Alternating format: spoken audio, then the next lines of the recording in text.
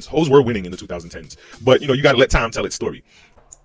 Mentally, being a woman is like living in a house with no doors. I think because of the physical design of the women, that kind of engenders the mental design of a woman.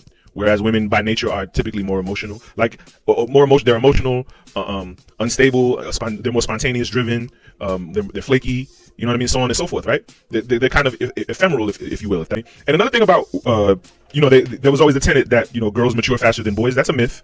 And here's why I say that's a myth. This is my opinion. Girls are sexually exposed earlier than boys.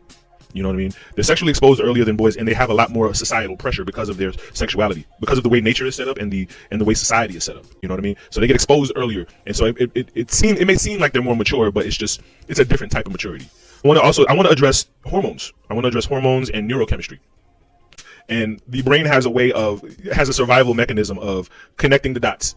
We're saying, well, okay, when this hormone launches, when this event takes place, when this person touches me this way, or I smell this smell, or I look at this person's face, or they kiss me this way, or they kiss me that way. You know what I'm saying? Like, you know what I'm saying? Like, yeah, when any of these five senses are triggered in this way, these hormones are going to fire.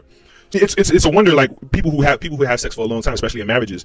That's why marriages become sexless after a while, because people don't really understand the body chemistry that's going on. You're having sex with the same person, doing the same sexual acts over and over and over again. That dopamine is going to wear off. You're going to get and then so you quote unquote lose your attraction to your mate.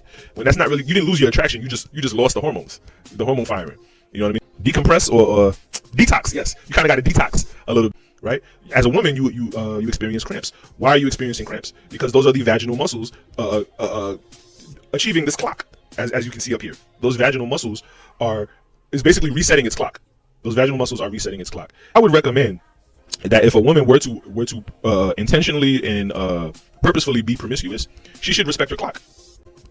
Now it's time. My cycle is over. Now it's time for new dick. This is for men and women. Now I'm talking about spiritual. There's no gender. There's no gender here. We're in outer space. I wish I had a sound effect for that. We just, you know what I mean?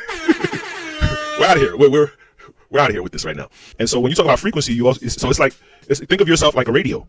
And when that man tunes your dial, right, when he tunes your dial, he's trying to find the station. He's trying to find your frequency. He's trying to resonate with your frequency and match your frequency so that he can listen to your rhythm. Woo! I'm talking too. Yikes! I'm talking too much for y'all. That man is he's turning your dial to resonate with your frequency so he can listen to your rhythm and so he can dance to your rhythm. Right?